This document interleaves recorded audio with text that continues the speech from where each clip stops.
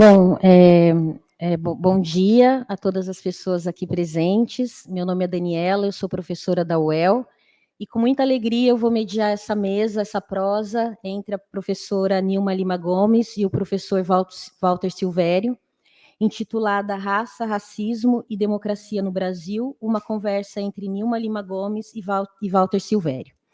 Bom, antes de passar a palavra aos nossos palestrantes, eu gostaria de apresentá-los, né? Embora eles dispensem grandes apresentações, né? Na verdade.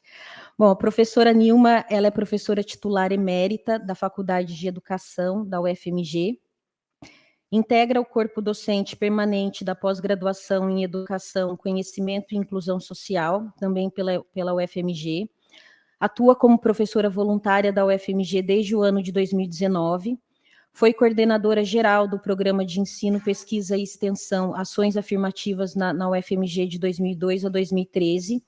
Dentre as premiações recebidas, destacam-se o Prêmio Magda Soares de Pesquisa em Educação, pelo Núcleo de Assessoramento e Apoio à Pesquisa da FAI UFMG, o Prêmio Carolina Bori Ciência Mulher, pela Sociedade Brasileira para o Progresso da Ciência, SBPC, como vencedora da área das Humanidades em 2022, a medalha Roquete Pinto de contribuição à antropologia brasileira, concedida pela Associação Brasileira de Antropologia, a ABA, também em 2022, a medalha Reitor Mendes Pimentel, concedida por sua contribuição ao UFMG, integrou a Câmara de Educação Básica do Conselho Nacional de Educação, gestão de 2010 a 2014, foi reitora pró-tempore da Universidade da Integração Internacional da Lusofonia Afro-Brasileira, a Unilab, entre 2013 e 2014. Foi ministra da Secretaria de Políticas de Promoção da Igualdade Racial, da CEPIR, de 2015, e do Ministério das Mulheres, da Igualdade Racial, da Juventude e dos Direitos Humanos, entre 2015 e 2016, no governo da presidenta Dilma Rousseff. É membro da Associação Nacional de Pós-Graduação e Pesquisa em Educação, da Associação Brasileira de Antropologia, da Associação Brasileira de Pesquisadores Negros, da Associação Nacional de Política e Administração da Educação e da Sociedade Brasileira para o Progresso da Ciência. E o professor Walter Silvério é professor do Departamento de Sociologia da UFSCar, possui graduação em Ciências Políticas e Sociais pela Fundação Escola de Sociologia e Política de São Paulo, desenvolveu seu pós-doutorado no Instituto Internacional de Sociologia Jurídica e na Universidade de Londres, atua na área de Sociologia com ênfase em estudos pós-coloniais e relações raciais, focando nos temas de transnacionalismo negro, diáspora africana, educação, ação afirmativa e afro-brasileira. É autor de diversos livros, como As Cotas para Negros no Tribunal, De Preto a Afrodescendente e Educação, Diferença e Desenvolvimento Nacional. Bom, então, com muito prazer, muita alegria, eu passo a palavra à professora Nilma.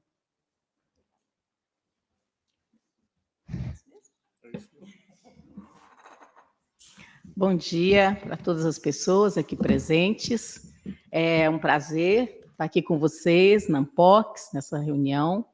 É a primeira vez que eu participo de uma mesa na Ampox, geralmente eu venho para apresentar trabalho, vinha, né, há um tempo atrás. Fiquei pensando ali que das associações está faltando a Ampox, né, de todas que eu faço parte. Ela leu e falou, olha, a Ampox não está ali. É um prazer estar aqui com a Daniela, um prazer mesmo, nova geração negra na universidade, que bom. E um prazer estar aqui com o Walter Silvério, que é um intelectual que eu admiro muito e um querido amigo. Eu tenho o prazer de partilhar da amizade dele com muito tempo. E também de ver essa sala tão jovem, né? Que bom isso, né? Uma sala jovem, com tantos jovens aqui presentes. Eu acho que nesse momento de renovação, reconstrução, tudo que a gente possa imaginar positivo de para esse país, é muito bom ver a juventude aqui no campo das ciências sociais. Então, a ideia é de um diálogo, né, Walter? Então, não sei muito bem, assim, nós da universidade, a gente tem dificuldade até de fazer diálogo, né? Porque sempre fala dialogar, aí um fala, o outro fala, dialogamos. Faz umas perguntas e tal, mas até mesmo para o diálogo a gente tinha que estar num círculo, né? Uma coisa assim, né? De uma outra estrutura. Mas a gente vai tentar, nessa estrutura aqui, fazer um diálogo. O Walter, a gente conversando, me fez uma provocação, né? Assim, olha, você poderia começar falando sobre esse tema. E aí eu vou eu vou aceitar essa provocação e vou falar para vocês um pouco sobre o movimento negro educador e a democracia, né? As pessoas que acompanham o meu trabalho sabem que um dos meus últimos livros se chama Movimento Negro Educador, Saberes, as Lutas, né? Por emancipação. E eu quero falar um pouco sobre com vocês e com o Walter aqui e com a Daniele. Bom, eu pensei em conversar com vocês como que eu cheguei ao conceito de movimento negro educador, que várias pessoas têm me falado, têm se inspirado, né? E eu começo dizendo para vocês que eu sou uma mulher das encruzilhadas. Então, cuidado comigo, né? Eu sou uma mulher das encruzilhadas. Então, é melhor, eu prefiro me pensar assim, como uma mulher das encruzilhadas, do que trabalhar com a ideia de fronteira. Que a ideia de fronteira, para mim, traz divisões, limites. E a encruzilhada diz respeito a caminhos, né? A intersecções, a ida para um lado ou para o outro, a escolhas. Então, acho que eu estou me vendo assim agora na terceira idade, que eu estou entrando nela. É tão bom entrar na terceira idade, vocês vão ver, tem vantagens. Então, por que eu estou falando isso para vocês? Porque é assim que eu venho construindo essa minha trajetória acadêmica, política, pessoal, como uma educadora, em primeiro ponto, né? Eu sou uma educadora, estou na educação desde os 17 anos, então sou uma educadora, na encruzilhada com a antropologia, na encruzilhada com a sociologia, uma mulher negra pesquisadora, e eu sempre me interessei pelas questões da identidade negra, do conhecimento, do combate ao racismo, do antirracismo, como hoje se chama mais, de uma educação emancipatória, e nessas encruzilhadas na educação eu me encontro, então, com o movimento negro. Me encontro com o movimento negro não só do ponto de vista da trajetória pessoal, mas também me encontro com o movimento negro como um ator político e um ator coletivo que me ajudou e me ajuda muito a pensar a sociedade brasileira, os dilemas que nós temos na sociedade, na construção de um antirracismo. E aí eu vou perseguindo, eu persigo compreender não somente práticas de reprodução do racismo, que na minha área de origem, a educação, vocês sabem, são muitas, né? Muitas, infelizmente, essa reprodução do racismo. Mas eu também comecei a indagar, a partir das minhas pesquisas e da minha própria experiência como educadora, aonde é que estavam as práticas, as políticas, as ações, as experiências que são afirmativas dentro da própria educação, que afirmam os sujeitos na sua diversidade, em especial negros e negras. Onde estavam essas práticas?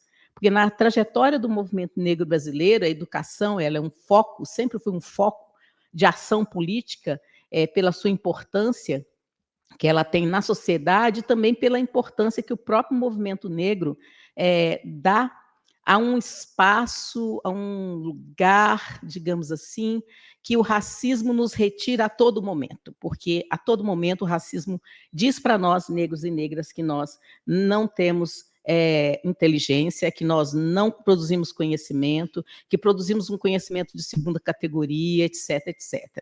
Então, se hoje nós avançamos, e avançamos nessas leituras estereotipadas e racistas, mas elas ainda persistem. Então, eu sempre falo que a educação para o movimento negro não é só porque ela é um direito social, e quanto mais você avança na construção de uma sociedade mais democrática, os direitos têm que ser garantidos, e o direito da educação ele é primordial, ele é básico, né, para as pessoas se sentirem e se tornarem mais cidadãs. Mas é porque também tem algo na nossa própria história, como negras e negros no Brasil, de que é uma negação desse lugar do conhecimento, né? E a educação é esse lugar. E aí eu não estou falando só da educação básica, estou falando do processo educacional institucional como um todo.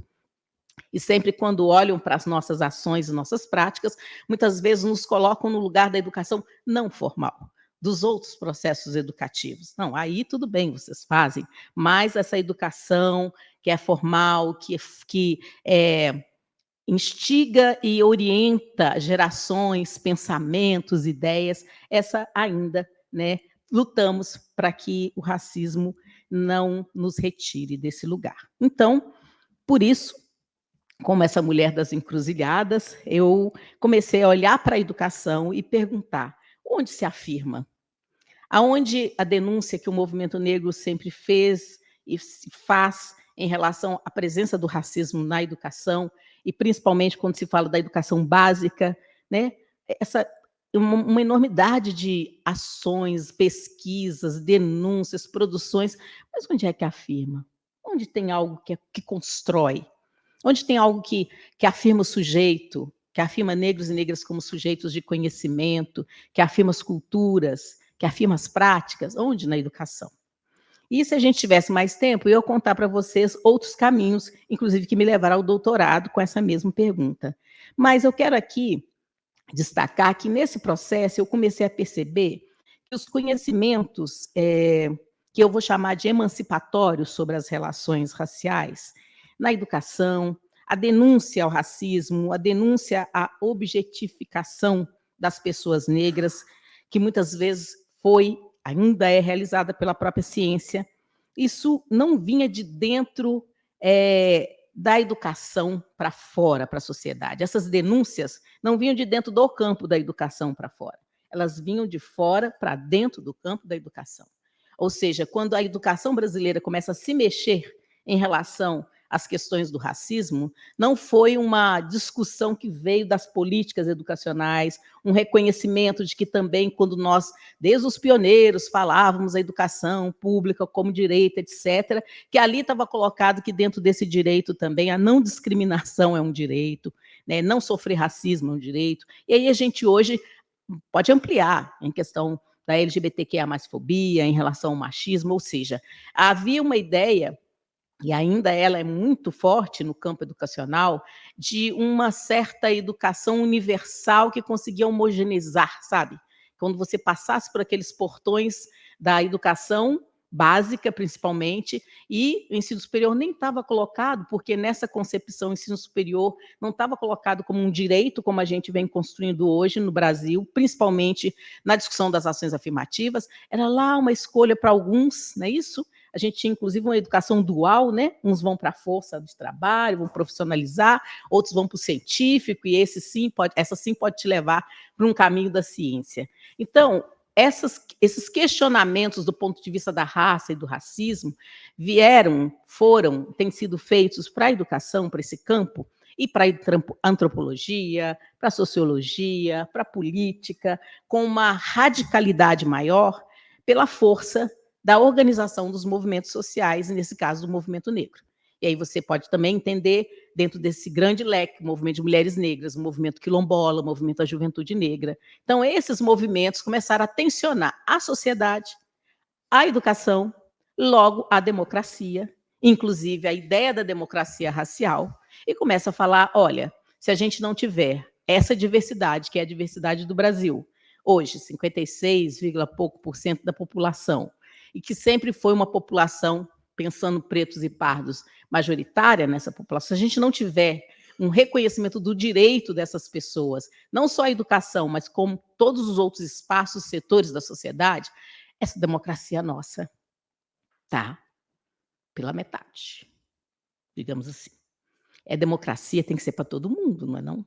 E esse todo mundo não é um bloco homogêneo, né? E isso eu aprendi nessa leitura e na vivência do movimento negro, porque eu vinha de uma formação, de uma educação geral, né, e tal, mesmo sendo uma mulher negra, etc., não estava colocada na nossa formação como educadores essa dimensão, mesmo na educação popular, onde a discussão era a pobreza, né, eram as desigualdades, mas não estava colocada ali. Mas o movimento negro sempre se colocou, essas discussões, sempre colocou para a sociedade brasileira, e aonde ele transitava com os setores progressistas, lá estavam os ativistas e as ativistas do movimento negro problematizando a questão do racismo, né?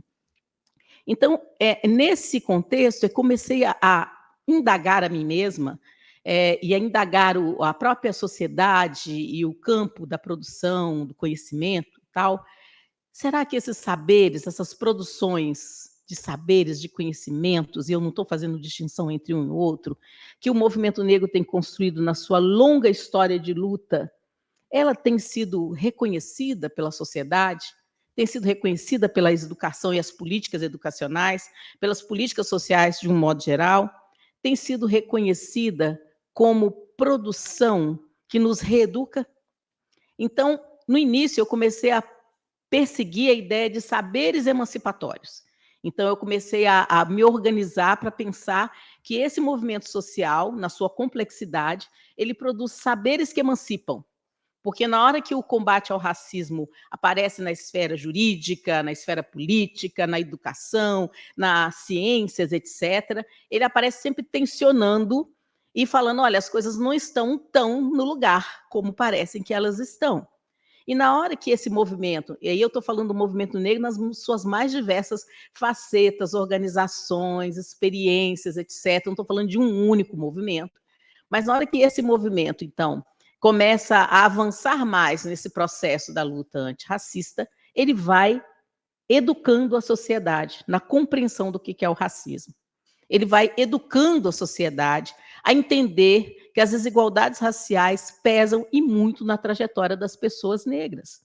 Ele vai educando o Estado brasileiro de que, se não tivermos políticas voltadas para essa população e para a superação do racismo, o nosso alvo democrático vai demorar muito mais ainda. E eu estou falando dos estados democráticos, dos momentos democráticos do nosso Estado. E o movimento negro também indaga a própria ciência. E eu me lembro que na década de 80, final de 80, 90, né, Walter? Nós tínhamos uma discussão, inclusive, e quem é mais velho sabe disso, do movimento, né? Que, olha só, essa academia embranquece. Então, para que a gente precisa dela? Porque a gente não estava colocando a própria ciência, o conhecimento científico, esse lugar da formação, da universidade, etc., como direito para nós. E a gente estava lutando lá para as crianças da educação básica. As crianças negras que tinham, como Fulvio Rosenberg escreveu muito bem na década de 80, trajetórias acidentadas quando comparavam o desenvolvimento, o desempenho, chamado desempenho hoje, das crianças negras e brancas. Então, a gente estava lutando para a educação básica se universalizar e incluir as nossas crianças, juntamente com todos os outros movimentos de ampliação da educação básica, da democratização da educação básica que aconteceu na nossa sociedade. Então, aos poucos, esse processo e esse lugar da produção do conhecimento acadêmico é que vai sendo compreendido por nós, e aí começam alguns e algumas a chegarem, como um espaço também de poder, como um espaço de reeducação do próprio campo científico, e como um espaço que também nós tínhamos que estar representados e representadas. Nesse contexto, eu vou percebendo que quando eu conversando com colegas, eu agindo na luta pela educação, na questão política, etc., quando as pessoas falavam 20 de novembro, há 20 anos atrás, se eu falasse 20 de novembro, talvez nessa sala algumas pessoas nunca tivessem ouvido falar. Quando falava sobre o ensino de história e cultura afro-brasileira e africana nas escolas e por que isso é importante, tema que está lá, ó, década de 80, nas produções do movimento negro, talvez nessa sala, eu não sei ainda hoje, mas algumas pessoas me perguntassem, mas para que precisa disso no Brasil? Somos todos mestiças e mestiços, temos uma democracia racial. Se eu falasse, por exemplo, no movimento feminista, de que nós, mulheres negras, sofremos mais opressão por sermos mulheres e negras, né? E trouxesse essa dimensão racial para as várias lutas que nós fazemos, naquela época, e as pessoas indagavam, e acho que hoje pode ter divergências, mas não desconhecimento, de que a gente estava falando de algo que as estatísticas todas vão mostrando quando vão trabalhando com as questões das desigualdades. Então, o que eu fui percebendo? Que tudo isso não era só demanda política, era uma demanda política que também era produção de conhecimento.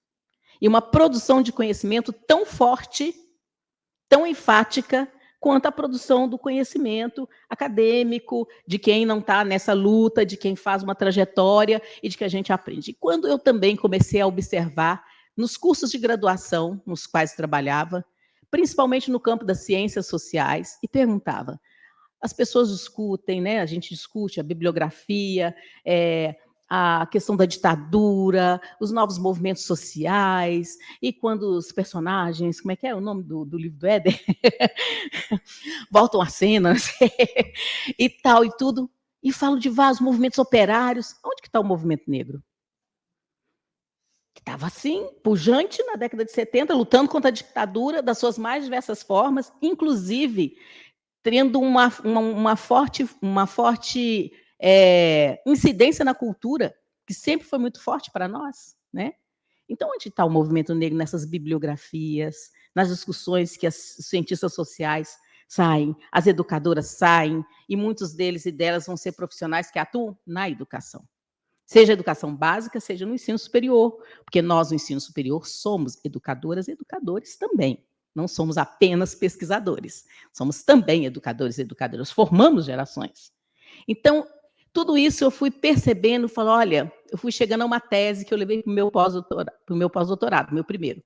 Olha, o movimento negro, ele constrói, ele produz saberes emancipatórios, mas ele não faz isso sozinho, ele faz isso porque ele também vive nessa comunidade negra, sente tudo que esse racismo significa, ele recolhe isso dessa comunidade negra, e isso vai sendo uma profusão de saberes. E como eu estava com o Boaventura, tinha toda uma discussão de epistemologias do Sul e tal, então eu comecei a fazer essas pontes. Mas voltando do pós-doutorado e indo para a reitoria e tal, eu comecei a perceber que era mais do que isso. Era mais do que construção, sistematização e produção de saberes que emancipam a sociedade, que emancipam aos próprios ativistas e às próprias ativistas. Era também um processo de educação. Esse ator político era um educador, não só produtor, sistematizador, sabe? Ele é um educador por excelência. Haja visto tudo que a gente já viveu na sociedade, e essa universidade e essa sociedade brasileira hoje, ela já aprendeu muito sobre esse combate ao racismo. E o que nós precisamos, muitas vezes, como negros e não negros antirracistas, atuar conjuntamente nas lutas sociais, nas lutas por emancipação, como nós precisamos de atuar conjuntamente, porque a superação do racismo, ela liberta todas e todos, não somente as pessoas negras. Racismo é uma prisão conceitual, mental, cognitiva, sabe? Emocional, política. Ele aprisiona a sociedade, aprisiona os algozes, aprisiona as vítimas, e isso é algo muito sério para a nossa sociedade. Então, se a gente quer alcançar uma democracia, que seja uma democracia de fato, que seja uma democracia que abarque essa diversidade, pluralidade que essa sociedade tem, que seja uma democracia que lute para superar as desigualdades de todas as ordens, que a gente consiga construir um Estado cada vez mais democrático, e para isso tenhamos governos democráticos. Se a gente quer isso, não tem como nós não nos enfileirarmos, digamos assim, nessa luta antirracista. Eu fui compreendendo isso, e aí eu cheguei a uma discussão e a essa conceituação desse movimento negro como um educador, um ator político, um ator social que educa e reeduca.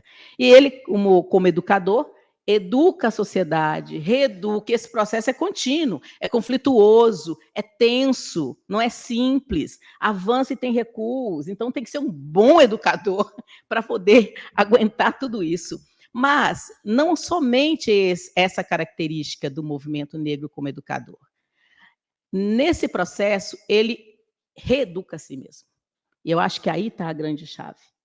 Porque de tudo que Walter vai trabalhar, né, Walter, que a gente estava conversando nesse panorama, se a gente pegar lá desde Frente Negra Brasileira, vai passando por toda a história, etc., esse movimento também ele vai se reeducando e vai reconstruindo a sua própria ação política.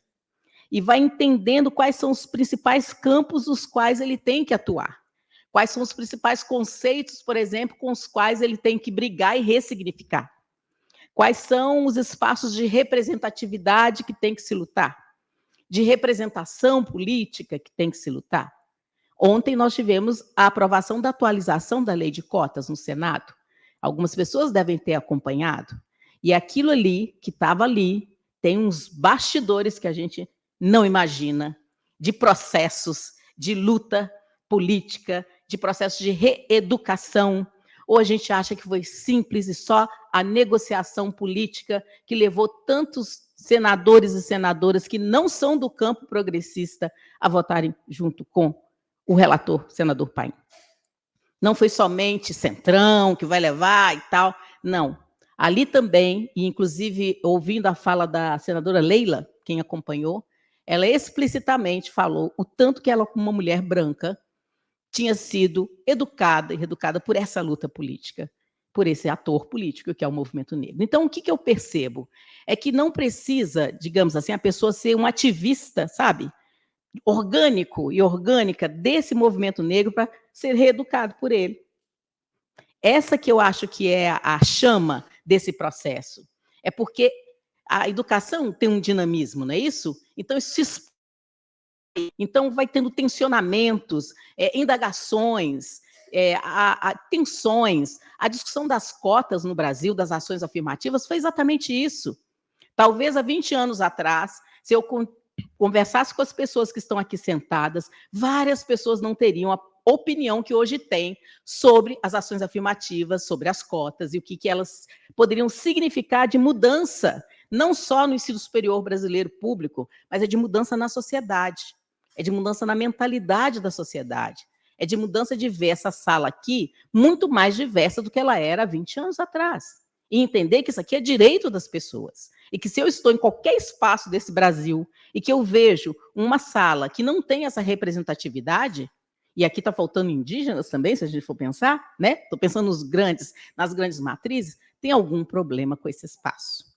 E a gente vai ter que repensar esse espaço, no sentido de uma afirmação de direitos, e não de uma negação de direitos do grupo étnico, racial, que sempre foi aquele que ocupou esses espaços. Entendeu o que eu estou falando, gente? Isso que eu compreendi que é esse processo desse movimento negro educador. E tem mais um detalhe. Quando ele, então, se reeduca, né? Reeduca a si mesmo, o que ele faz? Ele constrói outras estratégias de luta. Entenderam? Então, quando nós discutimos lá atrás a importância das cotas e tal, e teve um manifesto, né, com eminentes cientistas sociais, né, assinando, etc., depois voltaram, mudaram de opinião, que bom que as pessoas mudam de opinião, mas naquela hora a gente precisava de uma opinião junto conosco, mas tudo bem, na luta, faz parte. Mas, então, quando a gente vê nesse processo, lá no início das cotas, a gente lutando para superar 2% de pessoas negras, de jovens negros na universidade. E a gente vai naquela luta e tem STF, 2012. Aí o projeto engavetado sai, né, do governo federal, vira 12.711. Depois vem o quê? Concurso público. Né? E tem Estatuto da Igualdade Racial ali no meio. E depois vem o quê? Uma portaria da pós-graduação. Imagina isso. Então, o que é isso? Isso é um processo de você ir reconstruindo estratégias de luta, educando e reeducando a si mesmo, educando e reeducando a sociedade. Mas isso não cai do céu. Esse movimento só consegue fazer isso porque ele tem que estar em diálogo com essa comunidade negra. Então, quanto mais próximo dessa comunidade negra, mais esse processo educativo pode acontecer. Quanto mais distante dela, mais limites a gente pode encontrar nesse processo educativo. Então, mais uma outra dimensão que eu gostaria de trazer para vocês nessa caminhada é de que, quando o próprio movimento negro faz essa virada, que vai entendendo a importância das ações afirmativas, vai surgindo também outras escalas de luta, que os grupos vão ter também que aprender. E vai surgindo também outros grupos dentro do próprio movimento negro, reivindicando também mais direitos, os quilombolas, por exemplo. E dentro dos quilombolas, as mulheres quilombolas, a juventude negra, não é isso? Que fala, olha, a juventude negra não é só o campo da cultura, o campo da cultura é legal, é maravilhoso, ninguém está falando que é só porque é menor. Mas essa juventude negra também quer ser médica, ela quer e pode ser advogada, ela pode ser juíza, ela pode ser o que quiser, né? Então, porque muitas vezes nos isolam, e o racismo muitas vezes faz isso, eles nos isolam no campo cultural, não é isso? e como se os outros campos também não fossem campos de direito ou de produção. Nossa, as pessoas têm o direito de escolher. E aí, o que eu quero finalizar, acho que eu já devo estar no final, não sei, se não chamou minha atenção, da hora. O que eu quero chamar a atenção de vocês é que pensem em todo o processo de luta democrática que nós temos no Brasil, ali pós-ditadura militar. Em todo esse processo, e acho que isso Walter faz muito bem, você vai pegando momentos fortes da sociedade brasileira que a atuação desse movimento negro ali está. Mas a gente ainda precisa falar sobre, porque muitas vezes está invisibilizado no meio da nossa própria luta por um país melhor, por uma democracia, etc, etc. Então, uma outra dimensão que esse movimento negro educador trouxe para a sociedade, e que muitas vezes nós falamos e pegamos outras teorias, outros teóricos para dizer sobre, é de que essa invisibilização, né, da produção negra, essa invisibilização do protagonismo negro é também uma forma do racismo se expressar na nossa sociedade. E, no caso da educação, e nessa trajetória desde a básica ao ensino superior, um dos nossos amigos, falecido recentemente, professor Luiz Alberto Oliveira Gonçalves, ele trabalhou um conceito que foi chave para a gente entender, que é o silêncio. Essa tem sido ele chama a atenção de que o silêncio é um ritual a favor da discriminação racial. Então, muitas vezes, o silenciamento, mesmo diante de situações dramáticas de violência, de racismo, etc., na nossa sociedade, também é uma forma do racismo se expressar, né? É mais do que omissão. É você ver e tomar a decisão de que não vai intervir e que não vai falar nada. Todos esses processos, então, quando nós pegamos nossa luta democrática, é importante entender como, então, o movimento negro estava ali, atuando, educando, reeducando, com limites, com conflitos, com tensões, mas transformando, de alguma forma, essa nossa sociedade. E isso, cada vez mais, se multiplicando também nas formas de ser, nas formas de fazer política e na organização de outros grupos. E, inclusive, na universidade, que o Alex Hatz, o antropólogo Alex Hatz, ele vai chamar de um movimento negro de base acadêmica, que é também uma produção de intelectuais negros e negras, que muitas vezes nunca foram orgânicos das entidades, né, digamos assim, políticas do movimento negro, mas foram formados, beberam nessa fonte e que, na universidade, são aqueles e aquelas que fazem intervenções, para além das intervenções teóricas, mas se colocam, desde já, como intelectuais engajados e engajadas. E enfrentam todos os preconceitos que significa você falar eu sou uma intelectual engajada. E engajada numa luta que é uma luta não só minha, mas é uma luta democrática. É uma luta para a transformação dessa sociedade. Então, esse é mais um outro elemento que eu acho que é importante de considerar quando a gente pensa nesse movimento. E que experiências são essas? Que práticas são essas? É uma discussão que a gente fazia no Centro de Estudos Sociais, em 2006, que é entender quais são essas experiências que produzem saberes forjados nas lutas.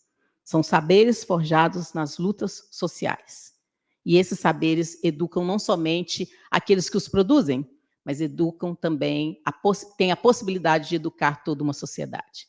E nós estamos num momento de tensões e momentos de questionamento exatamente dessas lutas, dessas produções, porque nós temos hoje muito organizada, ou mais organizada, grupos de extrema-direita, grupos conservadores, e inclusive grupos de esquerda, que vão entender que essas lutas são lutas identitárias, que vão fragmentar a luta de classes, que vão fragmentar a luta da esquerda, e isso é só uma retomada, porque desde a década de 80, esse era um questionamento que o movimento negro sempre tinha, quando a gente trazia para o campo da esquerda, de falar, olha, tem que superar a desigualdade econômica, também tem que superar racismo.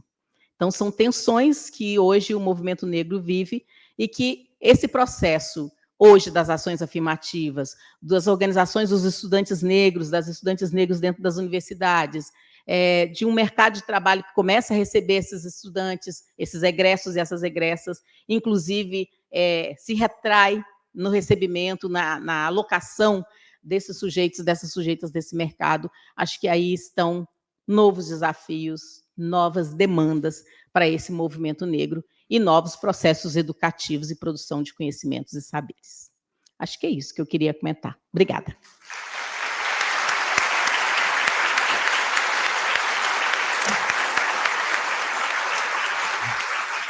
Obrigada.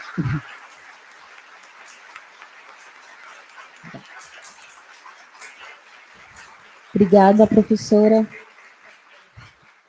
Agora eu passo a palavra ao professor Walter Silvério.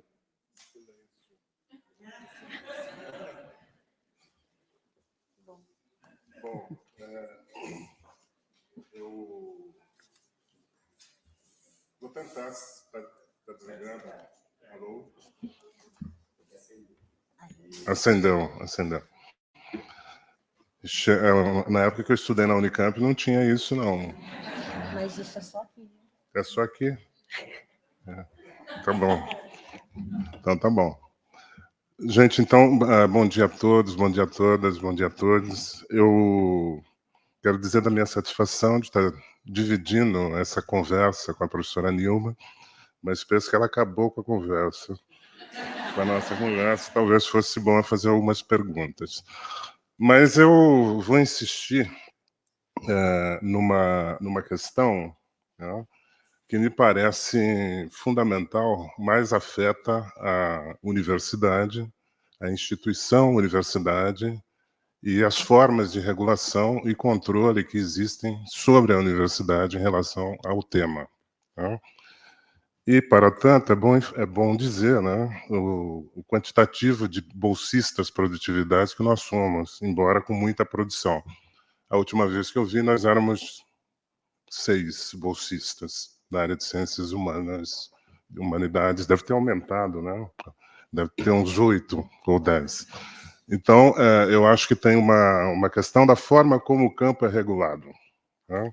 E como essa produção imensa de conhecimento não chega, né, nos cursos de graduação, com raras exceções. Né? Bom, mas dito isso, né, eu queria articular, né, e não interseccionar, mas articular algumas dimensões com a fala da Nilma, e dizer que, na medida que existe uma consciência muito maior da sociedade em relação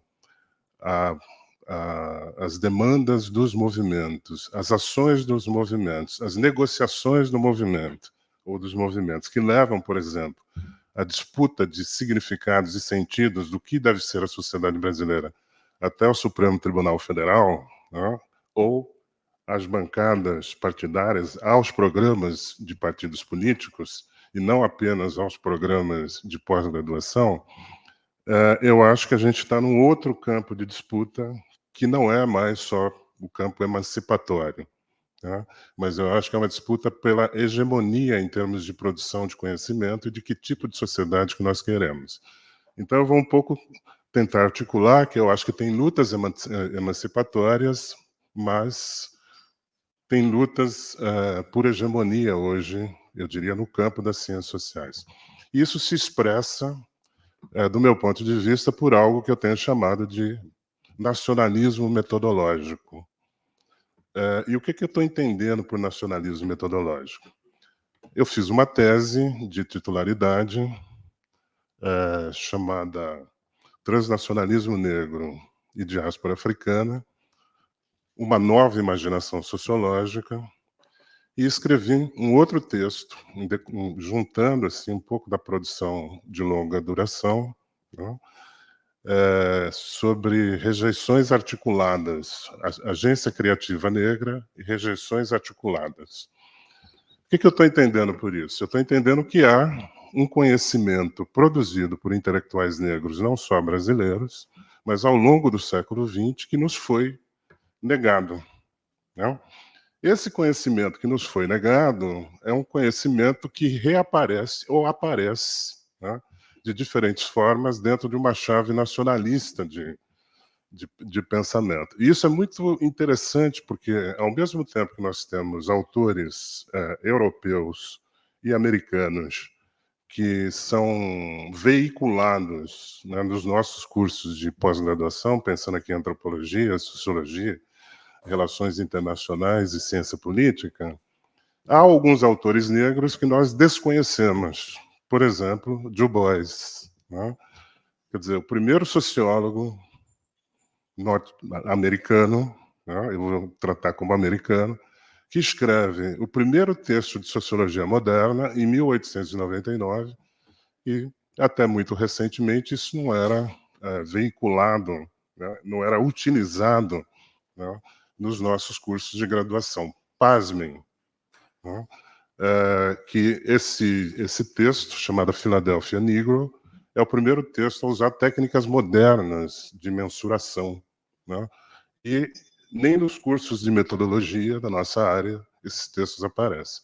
Então, há um tipo de regulação, né, nacional do conhecimento que eu acho que faz com que o processo de identificação, né, da nossa geração, você é da mesma geração? Não, não é nenhuma. Acho que é.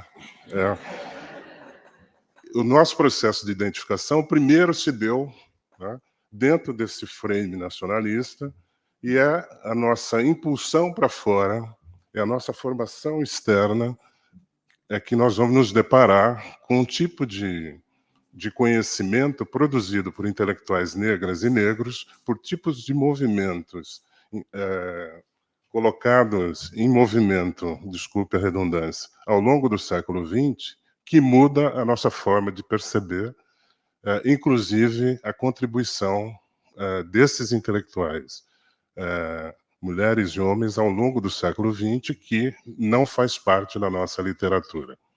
Então, o transnacionalismo negro de diáspora africana é um pouco uma tentativa, né, de mostrar o meu próprio processo de conhecimento desses autores, né, e o quanto eles me ajudam a pensar que as consequências desse nacionalismo metodológico em relação aos intelectuais negros. Porque, veja bem, o nacionalismo metodológico ele não se dá em relação aos intelectuais brancos e brancas, né? É isso que eu gostaria de frisar. Especificamente em relação a essa questão, eu queria trabalhar com 3 momentos em que o Brasil, né, teve possibilidades de, digamos assim, reler as teses de inferiorização do negro brasileiro e não o fez. E não o fez, penso eu, por interesses outros em relação à manutenção das hierarquias em relação à população negra e indígena, entre outros. O primeiro momento é o momento do surgimento da Organização das Nações Unidas e no seu interior a Unesco, né? O Brasil sempre foi muito ativo, desde a primeira reunião que ocorreu, coincidentemente, da Unesco, no dia 20 de novembro de 1946. Né? E a mensagem que o Brasil mandava para a Unesco é que, de fato, ele tinha equacionado o problema racial no Brasil. Né? É espantoso como isso aparece nos documentos ao longo do tempo, né? E a presença de intelectuais como Gilberto Freire, Jorge Amado, entre outros intelectuais que professavam essa tese da democracia racial e da solução dos problemas étnico-raciais no Brasil, né, até a década de 80. É impressionante que até a década de 80, no número de comemoração de 30 anos da Unesco, sai lá, né, Brasil, um país que equacionou o problema étnico-racial. Né? Bom, e por trás desse momento, né, o que eu quero chamar a atenção, ou na articulação desse momento, o que eu quero chamar a atenção é que, em 1945, né, havia um texto novamente aqui do Du Bois, chamado Color and Democracy, Colônia e Peace, em que ele está discutindo exatamente o problema que a Nilma acabou de colocar, né, que nós estamos enfrentando nesse momento. Não há possibilidade de construção da democracia se você não equacionar o problema racial. Ele colocava isso em 1945, né? Está em livro Color and Democracy, Colony e Peace, recentemente republicado pela Oxford, né? Então, numa coletânea organizada pelo Henry Gate Jr.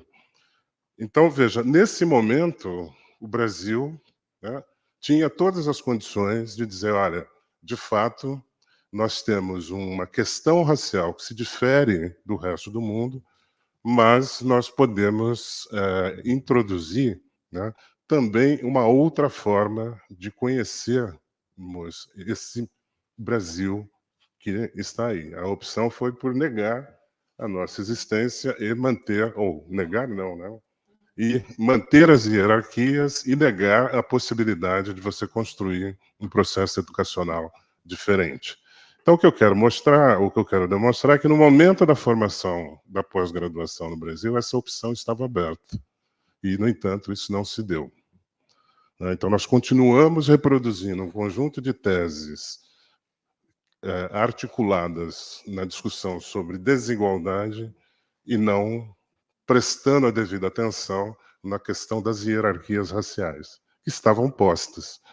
Tanto é que elas estavam postas, e eu tenho que ser rápido, que em 1966, né, o Abdias do Nascimento, ele, que todos nós sabemos que em determinado momento concordava com as teses da democracia racial, em 1966 ele, a partir da sua condição de exilado, né, e aí as controvérsias de como ele se exilou, isso não me interessa aqui em termos desse argumento, ele, do meu ponto de vista, inscreve o Brasil no que eu chamo de diáspora negro-africana.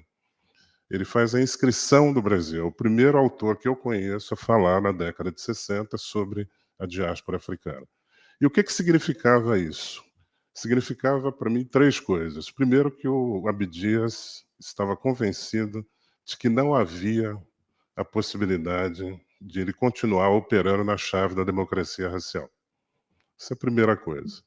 A segunda coisa é que ele observava, né, que havia um genocídio, e genocídio aí, né, é um pouco mais amplo do que a gente tem discutido hoje, né? Genocídio, nesse sentido, significava a morte intelectual, né, de muito da população negra, de jovens negros. Tanto é que havia projetos na década de 40 já reivindicando bolsas ou um tipo de ação afirmativa para negros no estudo científico. Então, quando ele fazia essa denúncia do genocídio, ele estava mostrando as implicações desse processo para a juventude negra. E, em terceiro lugar, eu acho que ele apontava para um movimento que estava em curso, né, que era o movimento de descolonização ou de lutas de libertação no continente africano, por um lado, e os processos de luta, né, por direitos nos Estados Unidos. O Abdias, quando ele está fazendo isso, ele está reconhecendo, do meu ponto de vista, uma questão que a gente tem dificuldade ainda hoje de entender. O Brasil é o país com maior população negra fora do continente africano. E, portanto, o país mais africanizado, né, que eu conheço, né, e olha que eu conheço vários países, a ponto de que os meus colegas africanos, quando chegam aqui, né, pasmem, eles acham que os brancos brasileiros são todos africanizados. Eu falei, vocês têm que conversar com o branco, porque eles ainda eles não estão convencidos disso. Né? Então, eu acho que quando a gente vai fazendo essa trajetória, chega um momento, Nilma, que é um momento correspondente dos anos 80, em que a gente consegue fazer um encontro, que é o chamado Encontro de Marília, de 1989, que é um encontro de estudantes da pós-graduação, que era de São Paulo e que virou... São Paulo sempre quer fazer as coisas meio exclusivas, né? Mas era um encontro de pós-graduação dos estudantes negros de São Paulo, que virou um encontro nacional. Esse encontro ele está registrado, né, e a gente espera, esse ano a gente vai comemorar em Marília o seu aniversário, ele está documentado. Eu vou falar algumas pessoas que estavam nesse encontro. Professor Kabengele Munanga, de cabelo preto ainda. Eu de Black Power, você imagina, né? O professor Milton Santos, o professor Joel Rufino. E o que a gente estava discutindo nesse encontro de 89? Nós estávamos discutindo a questão epistemológica. Como a epistemologia que pensava a presença negra no mundo, mas especificamente no Brasil, não dava conta, né, do que estava acontecendo. Isso a gente estava discutindo em 89. Né? Isso era muito importante, porque se a gente pegar o que acontece nesse período, né, também é o período em que surge o livro Roots, Raízes, né, em que me parece que alguns autores vão identificar como um momento de disseminação de uma outra forma de você construir a historiografia em relação ao negro e em relação ao africano. Esse seriado é um seriado que influenciou muito a minha geração, né? E quem não se lembra do Gunta Kinte, né? Você se lembra, né, meu? Então, tem uma outra versão de 2012, mas a primeira versão, acho que é de 86, 87, 76, 77, desculpe. Bom, e aí, tudo isso para dizer o seguinte: há um segundo momento, depois da década de 40, que é 1988, em que a Constituinte de 87 recebeu todos os abaixo-assinados possíveis, com um milhão de assinatura, e adivinha o que aconteceu? Nós fomos parar todos os diferentes numa única comissão. Comissão de minorias, não sei das coisas. Olha, se matem para ver quem vai sair com algum tipo de direito. Então, esse é um segundo momento que a sociedade brasileira tem a oportunidade de reler essa experiência tão maravilhosa visto pelos olhos dos outros, né, e tão hierarquizada visto pelos nossos olhos. E aí, essa comissão, né, nós sabemos qual é o resultado da Constituição de 88.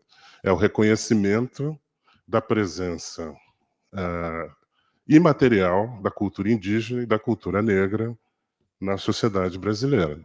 Tá? Bom, se é imaterial, tá, eu estou até hoje tentando descobrir, porque o que eu vejo é muita materialidade dessas culturas. Tá?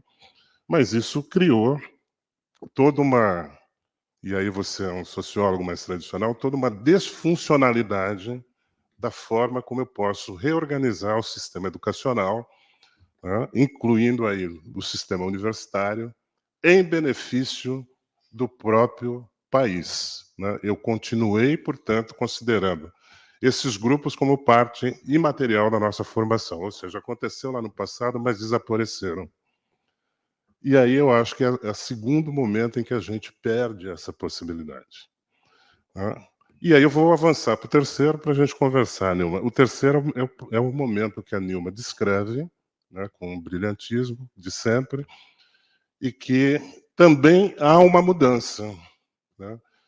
A questão da emancipação, que está colocada, né, como o horizonte de expectativa, ou a luz no fundo do túnel, para os setores progressistas no Brasil em relação à experiência negra, eu acho que ela tem que ser tensionada, porque nem todos os grupos, nem todos os acadêmicos negros, nem toda a juventude negra que tem entrado na universidade está enxergando essa luz no fundo do túnel. Por quê? O que a gente aprende lendo essa literatura, desde a virada do século XIX, pensando o movimento, o continente americano, os intelectuais norte-americanos, caribenhos e alguns intelectuais sul-americanos, é que sempre houve uma tensão, né, no interior dos Estados nacionais em relação às populações negras.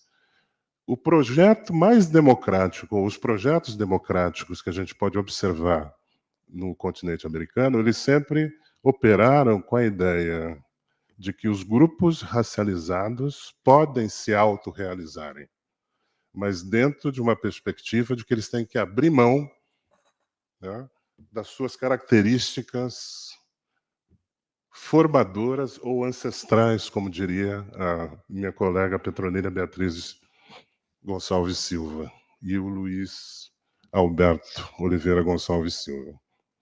Se eles não abrirem mão, né, das suas respectivas formas de ver o mundo, eles não podem se autorrealizar. Então, o preço pela autorrealização, o preço da igualdade, então, é a assimilação cultural. Mas os autores negros, né, e aí eu posso dizer que é uma tradição de intelectuais negros, que vem de Du Bois, eu vou pular alguns, Patrícia Hill Collins, Nilma Lino Gomes, Petronila Beatriz Gonçalves Silva, Sylvia Wynter, e mais recentemente uma escritora famosíssima, uma escritora negra famosíssima, que tem utilizado o termo escrevivência. Todo mundo conhece? Tá. Então não preciso dizer o nome, né? Esses intelectuais fazem parte de uma outra perspectiva, que é a perspectiva da autoinscrição. Eu só posso participar e agir na sociedade no sentido de democratização se eu me autoinscrever. E a autoinscrição significa que eu nunca vou abrir mão das minhas características, né, que concebem ou me concebem como sujeito. E, nesse sentido, o processo é um processo de negociação, nunca um processo de aculturação ou assimilação cultural. Então, esse é o grande desafio que tem sido posto pelas juventudes negras dentro das universidades. O que os coletivos negros estão fazendo dentro das universidades? Estão dizendo, olha, tem que democratizar o currículo, tem que democratizar as instâncias. Não dá para ficar escutando o tempo todo, né, esse trajeto de intelectuais brancos europeus, né, do século XIX ou da primeira metade do século XX. A vida, né, no mundo intelectual, no mundo acadêmico. Então, penso que a atenção está posta e os desafios estão postos há muito tempo, mas agora me parece que há uma outra possibilidade do Brasil se reencontrar consigo mesmo e avançar na construção de uma democracia, né, que é o sonho de todos nós, mas uma democracia que não mate uns e privilegie outros. Então, nesse sentido, eu acho que nós estamos muito articulados, Nilma, né? Só que eu não sei se eu vou para a encruzilhada, para essa encruzilhada, não. Tá? Então, acho que a gente pode conversar um pouco, no fundo, é a Daniela que vai decidir. Tá bom? Não. Obrigada, Walter.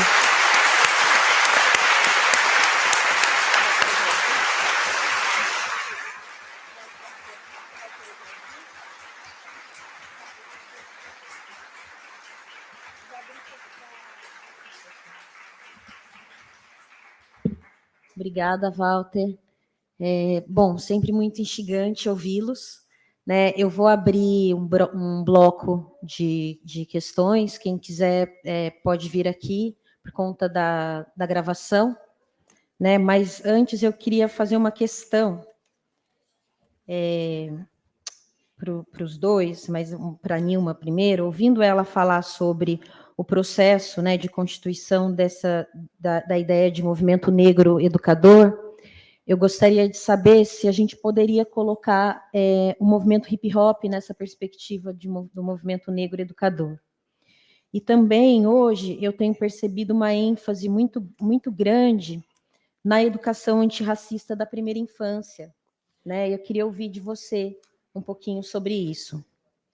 E para os dois, né, para o Walter e para a Nilma ainda, como que a gente poderia pensar hoje as ações afirmativas para os docentes na universidade, né? E também o que vocês acham desses novos movimentos negros, por exemplo, a Coalizão Negra por Direitos? Qual seria a grande pauta hoje dos movimentos negros, né? Porque a gente sabe as ações afirmativas foi o grande debate, né, dos anos 2000, e hoje qual seria o grande debate? Essas são as questões para a gente esquentar, e vocês fiquem, por favor, à vontade para fazer questões ali no microfone. A gente faz um bloco.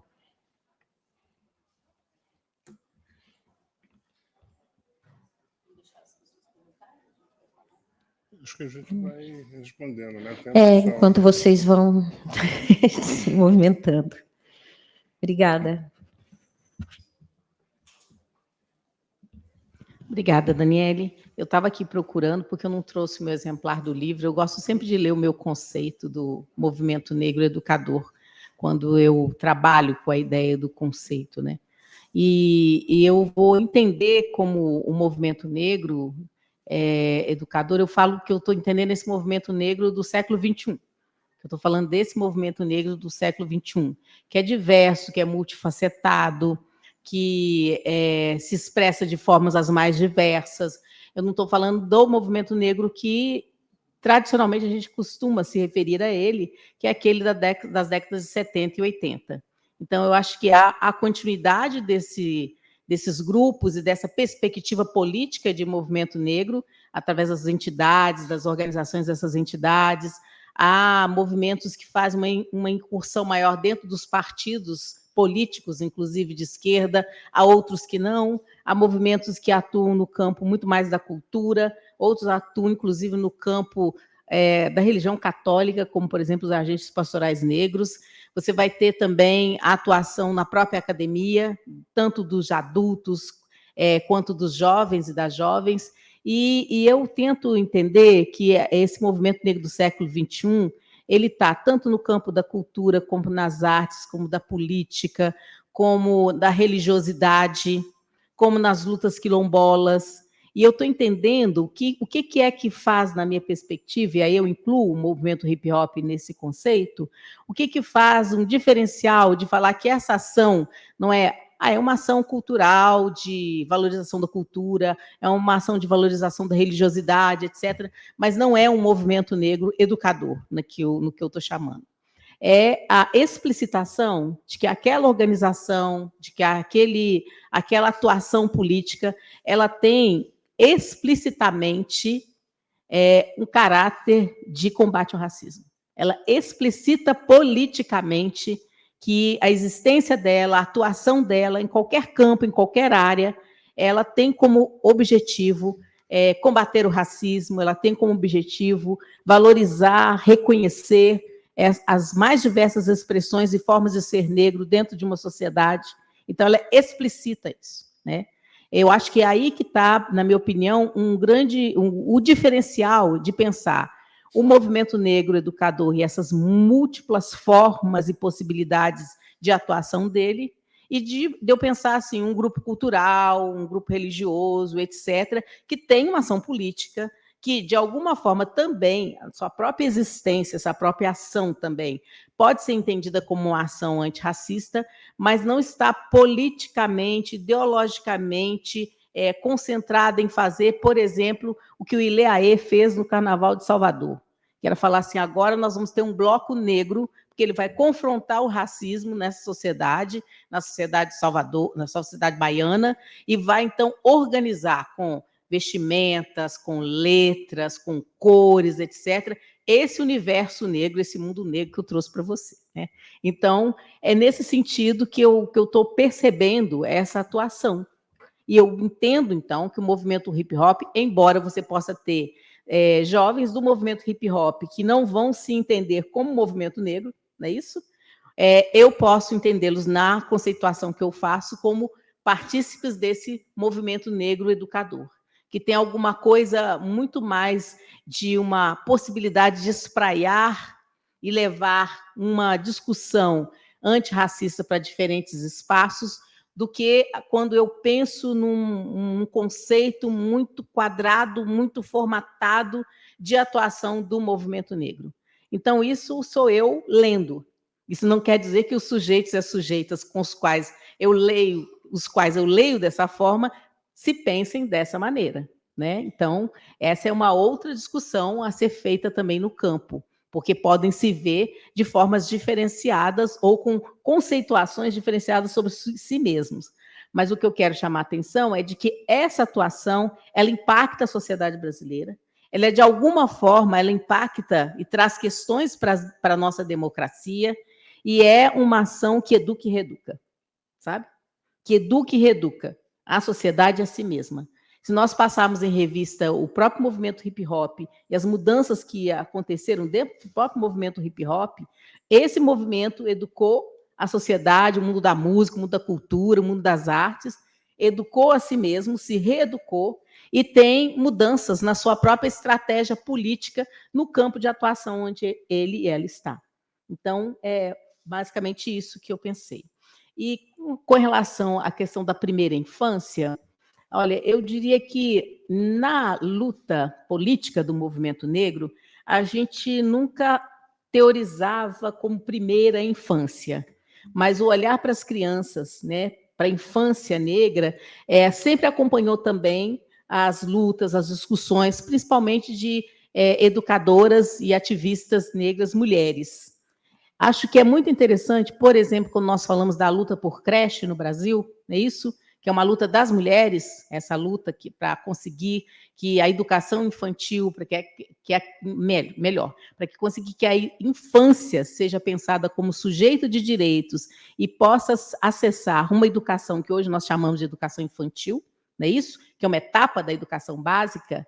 As crianças e as mulheres que mais lutavam pelo direito à creche, que inclusive organizavam os movimentos de creche, eram não posso falar que na sua maioria, mas tinha um grande número de mulheres negras periféricas. E muitas vezes a luta dessas mulheres negras periféricas, ela, só por ser uma luta por direitos, e com esse recorte de que essa desigualdade que afetava essas mulheres e suas crianças, ela não era só uma desigualdade econômica, da economia, da vivência social que elas tinham na sociedade, mas era também uma luta de mulheres negras. E toda vez que aparecia essa dimensão, tensionava com o movimento de mulheres da luta por creche. Então, eu diria que a infância, ela sempre foi um eixo, digamos assim, de atuação, principalmente das mulheres negras, infância e juventude. As mulheres negras também sempre se preocuparam com a juventude e a juventude negra. Mas o que eu acho que é interessante é que uma coisa somos nós, pesquisadoras e pesquisadores, olharmos para a sociedade, olharmos para as relações sociais e interpretarmos, construirmos conceitos, categorias, etc., para o nosso debate entre os pares. Agora, outra questão que talvez seja essa uma dificuldade que nós temos na universidade, no campo da produção do conhecimento, é se aproximar dos sujeitos, das sujeitas e ver também como é que eles e elas se veem, como eles e elas conceituam as suas lutas, como eles e elas se veem nessa sociedade. Eu acho que essa é a outra parte que agora, cada vez mais, a gente tem, digamos assim, ampliado o olhar da própria pesquisa para entender e não tratar essas duas dimensões como rivais, como opositoras, mas como formas de interpretar a realidade, como formas de interpretar o mundo e mais, em como que cada uma delas pode aprender umas com as outras e a gente produzir alguma coisa diferente. Eu digo que nós precisamos de construir novos conceitos, novas categorias. Quantas e quantas vezes nós, que somos professoras e professores, recebemos projetos, que eu diria assim, robustos, de dissertação e de tese, que vem com uma juventude que está chegando cada vez mais para a universidade, você fala, puxa, mas eu nunca pensei nisso. Qual autor, qual autora? Qual categoria de análise? Fica, muitas vezes, inclusive, esses projetos são rejeitados. Não rejeitados porque não são bons, mas porque nós mesmos não temos a competência para orientá-los. É duro falar isso, mas é. Não é isso? Então, eu acho que tem alguma coisa que eu chamo a atenção, de que nós estamos num momento que eu vejo, com tantas lutas, mas, ao mesmo tempo, um momento da sociedade de uma produção outra, inclusive por causa dessas... Aqui a gente está falando só da luta do movimento negro, mas se a gente fosse falar do movimento feminista, se a gente fosse falar do movimento LGBTQIA+, nós fôssemos falar do movimento do campo, nós íamos ter também uma certa robustez e mudança nas práticas, nas políticas, nas construções conceituais de pensar a vida e a realidade. Mas eu sinto que, muitas vezes, parece que nós estamos atrás, né? A gente está sempre correndo. Isso acontece mesmo. O processo educativo, de um modo geral, ele sempre corre atrás da dinâmica da sociedade. Ele não consegue nunca estar igualzinho. Mas eu penso que na produção do conhecimento, na interpretação, na conceituação, o que me parece que tem um gap, sabe? A gente não consegue ainda dizer, nomear, conceituar, talvez, a complexidade desse momento que a sociedade brasileira vive. E que essas lutas democráticas, porque elas são lutas democráticas, elas têm trazido, elas têm nos ensinado. Então, o estudante chega com uma dimensão superpotente do que está vivendo, você fala assim, põe Bourdieu. Não é assim, nada contra Bourdieu, você entendeu? Vai arrumar confusão para mim. Põe assim, não, sei lá, vamos pensar aqui, põe Aníbal Ponce, né? Vamos pensar lá na história da educação, coloca, sabe? Então, é óbvio que a gente trabalha com aquilo que nós construímos, que a gente tem segurança, mas, gente, a produção do conhecimento, nós não falamos tanto do dinamismo, da ciência, do que a ciência é potente, etc., etc., que a gente tem que fazer uma crítica interna à ciência, que tem a crítica externa à ciência. Eu acho que a gente está no momento em que nós temos que começar a fazer esses exercícios, né? Fazer esses exercícios. E, muitas vezes, o que eu vejo é a produção de conceitos que os estudantes e as estudantes vão fazendo pelas diferentes leituras, entendeu? Então, não é que é negar, joga o Bourdieu fora, já que nós estamos falando, joga fora. Não é isso, não. É de indagar, inclusive, conceitos, categorias, autores chaves, e aí vai lá e lê o Du Bois, e vai e lê Patrícia Hills Collins, e vira e fala assim, mas essa categoria aqui, esse autor, essa autora, me ajuda a indagar isso aqui. É isso que é produção do conhecimento, eu até arrepio. Porque eu acho, gente, que é aí que está o dinamismo, sabe? Dá um aquecimento no coração quando você está no diálogo com a juventude e você vê que os estudantes estão elaborando e tal. É isso que vai fazer esse conhecimento avançar, principalmente. E por que essas tensões têm? Porque os sujeitos que estavam antes fora desses espaços estão chegando dentro desses espaços, com seus saberes, com seus conhecimentos, com as suas vivências, com seus valores, com as suas questões, com os limites que são nossos como humanos e humanas, entenderam? Então, eu acho que é por aí que eu acho que nós podemos implodir, né, esse nosso campo da produção do conhecimento mais sintonizado com a dinâmica do século que a gente está vivendo. Tem hora, achei a palavra, tem hora que eu acho que a gente está fora da sintonia, entendeu? Eu acho que a gente precisa estar mais sintonizado, mas para isso nós precisamos de abrir mão, né, Walter Silvério? A gente precisa abrir mão também de determinadas hegemonias no próprio campo da produção do conhecimento, que é o que o Walter está querendo chamar a atenção ali da gente.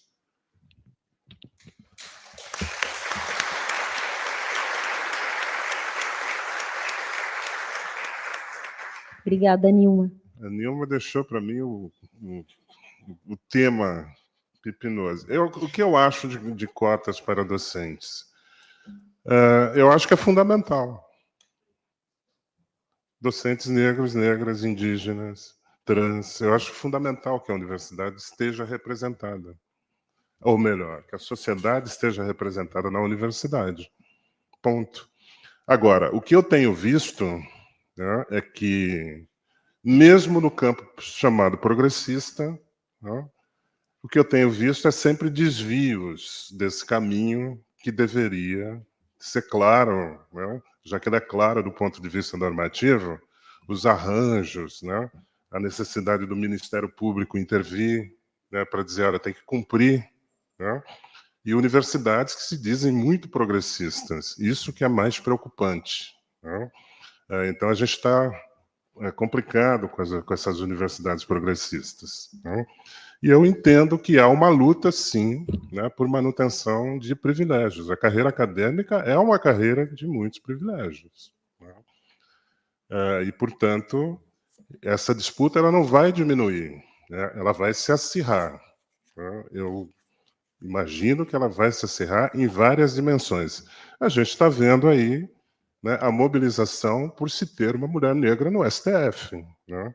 A mobilização só cresce. Quanto mais se posterga essa discussão, mais a mobilização cresce. Então, quer dizer, a sociedade ela está a exigir, né, mudanças no processo de representação.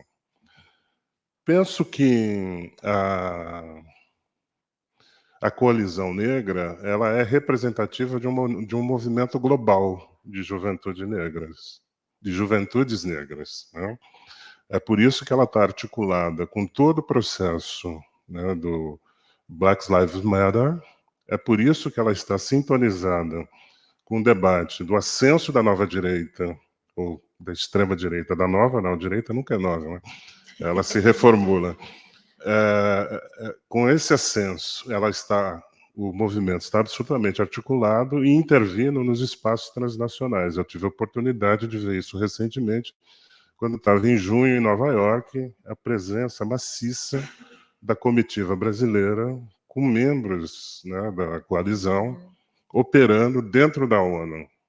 Isso é novo, completamente novo. É uma juventude negra potente, que está absolutamente sintonizada com os movimentos transnacionais de luta por direitos, né, e por contenção, né, da extrema-direita, porque algo que não se vê nas discussões jornalísticas, nem nos programas da TV fechada, é que esse movimento de extrema-direita, né, ele tem também a ver com a expansão, né, e com a mobilidade da população negra globalmente, né, com a ocupação de espaços globalmente, né? Então, essa discussão precisa ser feita e a gente não tem sido feita, a gente não tem feito essa discussão. Bom, em relação a um tema que foi colocado para a Nilma, mas eu vou dar um pitaco. Eu acabei de sair de uma jornada pedagógica da Prefeitura de São Paulo sobre criança e infância, bebês e infância negra. E por que eu acho que isso é importante? Por que eu acho que isso é super importante? Eu venho de uma formação de sociologia de pessoas, né? Estudei aqui na Unicamp, fui aluno do Ottaviani. Quando a gente vai para a história da sociologia, é quase incompreensível a gente entender como intelectuais como Antônio Cândido, Florestan Fernandes, Ottaviani estavam nos congressos brasileiros de educação e que hoje os sociólogos, ou grande parte dos sociólogos, faz de conta que a educação enquanto política pública não exista. Eu não consigo entender isso. E toda vez que eu falo isso, eu sou reprimido, né? Mas não tem mais muito problema. Não ligo mais muito para isso. Então, quer dizer, há uma mudança. Por que a gente não percebe a mudança? A Unicamp percebe, né? Trouxe os racionais para fazer a aula inaugural e tal. Por que a gente não percebe? Porque a gente está distante dessa relação, ou do chão da sociedade, como dizem os professores, chão da escola, e a gente não consegue enxergar esses processos de mudança. E com um detalhe, né, como isso está sendo gravado, eu vou tomar todos os cuidados. Eu tinha que fazer uma homenagem à professora Petronília Beatriz Gonçalves Silva, e eu entrei no chat GPT. GPT. Então, eu entrei no chat para checar alguma... Eu trabalhei 20 e poucos anos com a Petronília, então conheço a história dela. Aí vou lá no chat, formação, São Paulo. Falei, mas espera aí, essa deve ser uma outra Petronília, porque a Petronília se formou no Rio Grande do Sul. Todas as informações relativas à professora Petronília Beatriz Gonçalves Silva do chat GPT estavam equivocadas em relação à sua formação. Entrei no ChatGPT para ver um projeto que é um escândalo, que eu não vou poder falar em público nesse momento, mas é um projeto que colocava equipamentos de inovação tecnológica nas escolas públicas do Brasil como um todo. Você entra no chat, é tudo perfeito. Os equipamentos chegaram, está tudo funcionando, tudo que estava previsto aconteceu. Eu fui fazer campo recentemente na Bahia, em escolas de ensino médio. Todo mundo recebeu, né? Todas as empresas receberam, menos os alunos que não receberam os equipamentos. Então, o que a gente está vivendo no Brasil, né, é algo que me parece muito complexo. A sociedade muda, exige, se conscientiza da importância, por exemplo, da política educacional, e me parece, né, que os poderes legais, especialmente o legislativo, né, não está se dando conta de que há processos em relação às políticas públicas que precisam ser acompanhados para e passo, porque senão a gente está falando sobre uma ilusão de efetividade de política pública. Só que isso está relacionado, e a gente precisa discutir isso, a uma outra forma de racismo, né? Que é o racismo institucional. Esse recurso não chega, não se pode falar sobre isso em determinados espaços, porque isso envolve organizações, instituições muito importantes, inclusive dentro do debate democrático brasileiro. Então, eu acho que está mais que na hora da gente perceber que é a partir da política pública que a gente vai, da política pública educacional, em especial, que a questão democrática pode ser equacionada no Brasil. E é por isso que é importante que a gente esteja muito atento com o que está acontecendo com as crianças negras, indígenas, ciganas, bolivianas, africanas, haitianas, que estão no chão das escolas hoje. Porque se de fato, né, é possível você ter uma ação política, né, de dizer, olha, o mundo precisa mudar, como o Brasil está tendo nos dias atuais em relação à guerra, né, como tinha a posição na década de 50 com relação à Palestina, né, e como o movimento negro na década de 80 defendia a formação de um Estado palestino, é necessário que a gente olhe o que aconteceu nas democracias que incorporaram, a partir da luta, né, negros que se constituíram e começaram a constituir campos de conhecimento em que a educação nunca esteve fora do horizonte. Quero dar 2 exemplos. Du Bois, vocês devem ter percebido, para mim é um dos intelectuais mais importantes não lidos no Brasil, tá? Mas ele, na década de 20, ele teve uma iniciativa chamada Browning's Book. Durante 2 anos ele publicou, né, juntamente com uma grande equipe, né, ele publicou artigos que tinham a ver com como eu coloco uma representação alternativa para a criança negra. Porque, bom, se você vê as dolls que apareciam nos livros em 1900, elas negras, né, elas apareciam, né, como, eu diria, imagens de monstro, monstrualizando as crianças negras. Então você tinha um problema que ainda existe hoje, né, de livros em que aparece a criança negra de uma determinada forma. Ele publicou durante 2 anos mostrando o quê? Mostrando que há a necessidade de, desde a mais tenra idade, você mudar a representação. Então, por isso, qualquer educador, né, independente da sua importância, deveria se preocupar com as crianças, né, em especial essas crianças que não têm 12 mil reais para pagar a creche. Eu escrevi um artigo sobre isso na Childhood, sobre o Browning's Book. Quem quiser, procure, por favor. E eu queria só dizer mais uma coisa, que a Daniela já me mostrou aqui os 5 minutos, que é a importância, nesse momento, né, da gente pensar a educação do ponto de vista sistêmico. Eu acabei de escrever alguma coisa que vai dar muita confusão, me parece, porque eu acho que a universidade não cumpre o seu papel dentro daquilo que se chama projeto sistêmico de educação. E um dos problemas centrais da democracia no Brasil é que o Brasil nunca valorizou a educação para todos. O Brasil e as elites brasileiras sempre valorizaram a educação para alguns, não para todos. E enquanto a universidade pública, ou a universidade de uma maneira geral, não valorizar a educação para todos, ou seja, ter projetos no interior da universidade que estejam olhando para todas as fases, todos os períodos da educação básica, a nossa democracia será uma democracia Herrenvolk. Então, eu acho que eu queria terminar dizendo isso. Obrigada.